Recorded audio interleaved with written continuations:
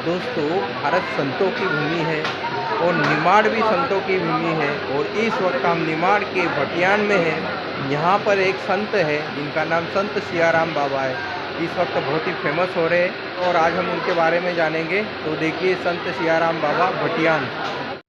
भारतीय संतों ने योग और ध्यान के बल पर पूरे विश्व को चौंकाने वाला काम किया। कठिन साधना के जरिए इंद्रियों पर संयम रखने और शरीर को हर मौसम के अनुकूल बनाकर भी सबको हैरान किया। योग और आध्यात्म के मामले में भारत का स्थान शीर्ष पर है। योग की बारीकियों को जानने व सीखने के लिए विश्व के कोने से लोगों का भारत आगमन होता रहता है। नर्मदा नदी में स्वच्छ जलीय मछलियाँ पाई जाती है। नर्मदा नदी में रोहू मछली पाई जाती है। रोहू मछली का वैज्ञानिक नाम लेबियो रोहिता है। नर्मदा नदी में कातला मछली भी पाई जाती है। कातला मछली का वैज्ञानिक नाम कातला कातला है। नर्मदा नदी में मरगल या नरेन मछली भी पाई जाती है। नरेन या मरगल मछली का वैज्ञानिक नाम सिरेहिनस मरगल है। मरगल मछली को नरेन मछली भी कहते हैं। बाम मछली भी नर्मदा नदी में पाई जाती है।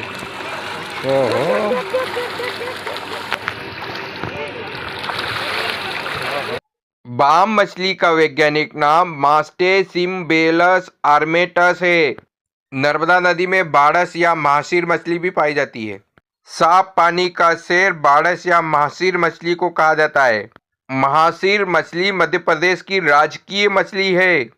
जैव विविधता संरक्षण में बड़वाह वन विभाग ने देश में अनूठा सफल प्रयोग किया। इस वक्त हम तेली भटियान में हैं और कुछ आगे दूरी पर उत्तरी तट पर बड़वाह है।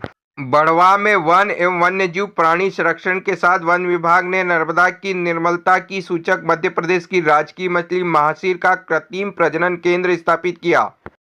मध्य प्रदेश शासन ने 26 सितंबर 2011 को महासीर को राजकीय मछली का दर्जा दिया। मध्य प्रदेश शासन का उद्देश्य था महासीर को विलुप्त होने से बचाया जा सके। यही कारण है कि मध्य प्रदेश शासन ने महासीर को राजकीय मछली का दर्जा दिया। मछलियों का राजा रोहू मछली को कहा जाता है। हिल्सा भारत की सबसे महंगी मछली है। दुनिया की सबसे महंगी मछली अटलांटिक ब्लूफिन टूना है। मछलियों को खाना देने से राहु दोष शांत होता है। बिगड़े कार्य बनते हैं।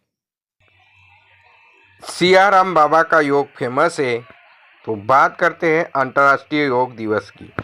अंतर्राष्ट्रीय योग दिवस प्रतिवर्ष 21 जून को मनाया जाता है। 21 जून का दिन उत्तरी गोलार्ध में वर्ष का सबसे लंबा दिन होता है। योग भी मनुष्य को दीर्घायु बनाता है।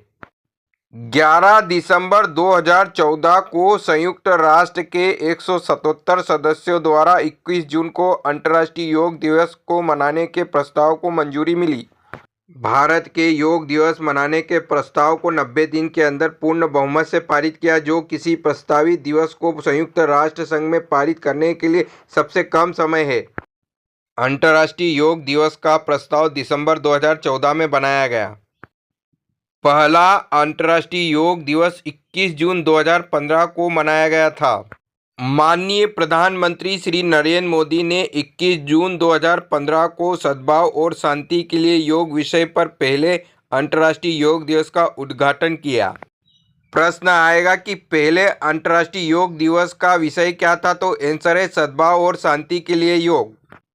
पहले अंतर्राष्ट्रीय योग दिवस पर 2 गिनीज वर्ल्ड रिकॉर्ड भी दर्ज किए गए। पहला रिकॉर्ड एक ही स्थान पर एक योग सत्र में अभ्यास करने वाले 35,985 लोगों के लिए। दूसरा, योग कार्यक्रम में भाग लेने वाले अधिकांश राष्ट्रीयताओं के लिए। योग 2020 के 6ठे अंतर्राष्ट्रीय योग दिवस का विषय घर पर योग और परिवार के साथ योग था। 7वें अंतर्राष्ट्रीय योग दिवस 2021 की थीम थी योग फॉर वेलनेस।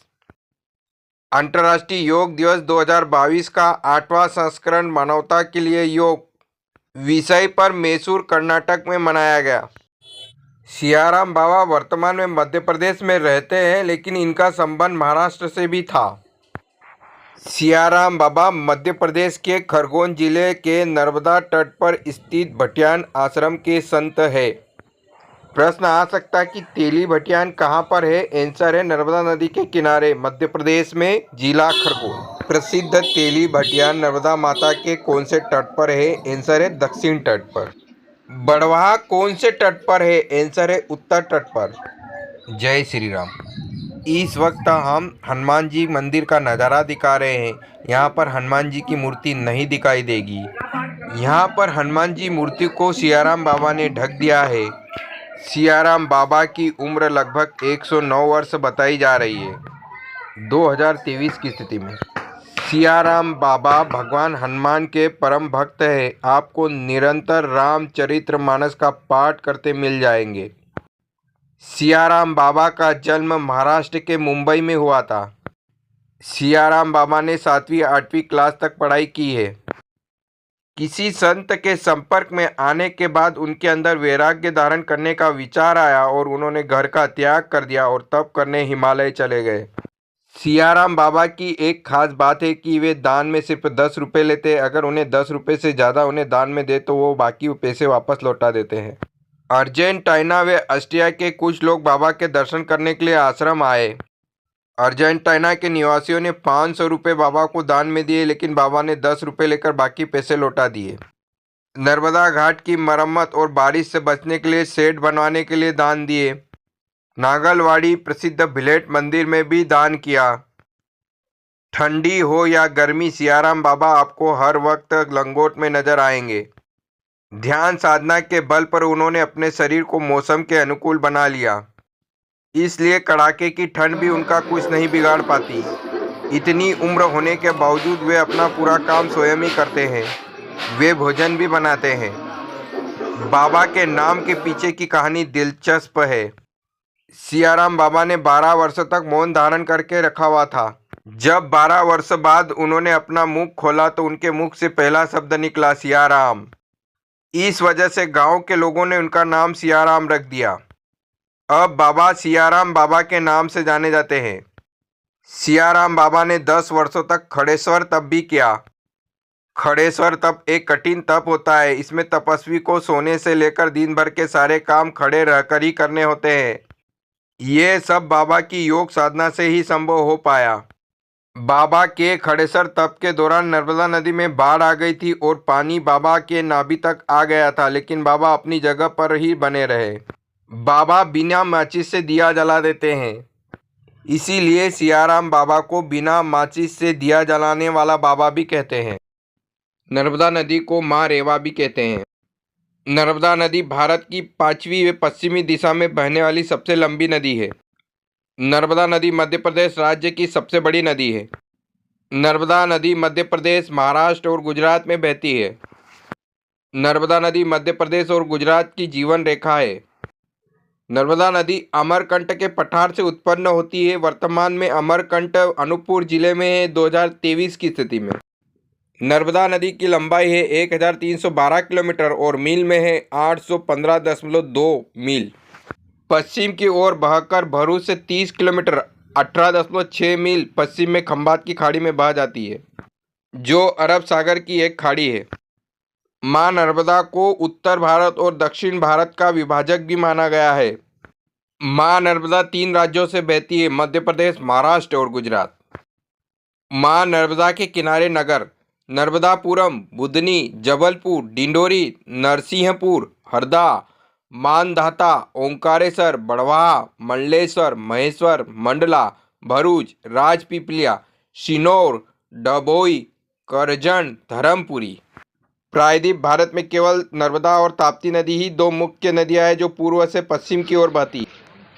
नर्मदा विंध्याचल पर्वतमाला और सतपुड़ा पर्वतमाला द्वारा सीमित एक रिफ्ट घाटी में बहती है। ताप्ती नदी, माही नदी, छोटा नागपुर पठार में बहने वाली दामोदर नदी भी रिफ्ट घाटी में बहती है। ठंड का मौसम है, बोर भी है। बोर को बेर भी बोलते हैं। ठंड के मौसम में कवीट भी खाने को आ गए हैं। कवीट को कफित या केद भी कहते हैं। कवीट का वनस्पति नाम है लिमोनिया एसिडिसिमा। कवीट को अंग्रेजी में वुड एप्पल कहते हैं। कवीट को मंकी फ्रूट भी कहते हैं। कवीट को कटबेल भी कहते हैं। कविट का शरबत व चटनी बनती है। के दक्षिण भारत से लेकर उत्तर भारत में पाया जाता है। कविट का कुल है रूटेसी। तेली भटियान पतित पावन नर्मदा नदी के किनारे है और यहाँ पर श्री सियाराम बाबा का निवास स्थान है और इनके द्वारा पर्याप्त मात्रा में राशि नांगलवाड़ी भिलट मंदिर को दान दी गई है। एक क्वेश्चन आया था कि प्रसिद्ध नाग मंदिर कहाँ है, तो आंसर है भिलट मंदिर, जिला बड़वानी। नांगलवाड़ी के बारे में बार बार बताता हूँ कि फॉरेस्ट एरिया खरगोन का है और राजस्व सीमा बड़वानी की है नांगलवाड़ी में। और इस वक्त हम तेली भटियान में हैं और तेली भटियान में यहाँ पर जो हनुमान जी का मंदिर है उसको कवर कर रखा है, बंद कर रखा है। दोस्तों ये टूरिस्ट बोट आ रही है, सामने से आ रही है और सामने जो है नर्मदा का नॉर्थ एरिया है और हम साउथ एरिया में हैं। ये जो टूरिस्ट नाव आ रही है यहाँ पर दर्शन करने के लिए लोग आ रहे हैं, तो धीरे धीरे प्रसिद्धि पा रहा है तेली भटियान। दोस्तों आपको याद होगा हम घगरला गए थे। वन कटाई के दौरान घगरला जिला बुरहानपुर में गए थे। घगरला जिला बुरहानपुर में केले की खेती होती है। केले की चिप्स बनाने का व्यवसाय भी अच्छा चल रहा है। केले का वैज्ञानिक नाम मूसा परेडसिका है। केले का परिवार है मूसासी। दोस्तों केले के अंदर कोई बीज नहीं निकलता है, लेकिन एक ऐसा केला आता है जिसके अंदर बीज निकलता है, इसे हम जंगली केला कहते हैं। जंगली केला पावागढ़ के जंगल में, तोरलमाल के जंगल में, बेड़ी फरतला के जंगल में और रोसर के जंगल में मिलता है। जंगली केले का वैज्ञानिक नाम मूसा एक्यूमिनेटा है। जंगली केले में ढेर सारे बीज होते हैं। हम जो केला खा रहे हैं 7,000 साल पहले पापुआ न्यू गिनी में पैदा किया गया था। पापुआ न्यू गिनी से व्यापारिक रास्तों से होते हुए केला इंडोनेशिया, मलेशिया और भारत पहुंचा। पूरी दुनिया में सबसे ज़्यादा खाए जाने वाला केले की वैरायटी कैनवेडिस है। केले में पोटेशियम होता है। केले के फूलों को भी खाया जाता है।